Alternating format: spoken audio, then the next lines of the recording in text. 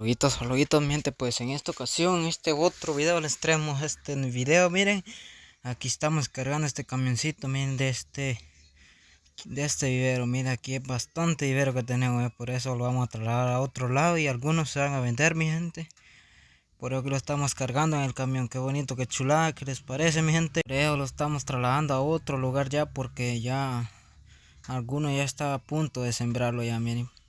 Saluditos, mi gente, hasta la próxima.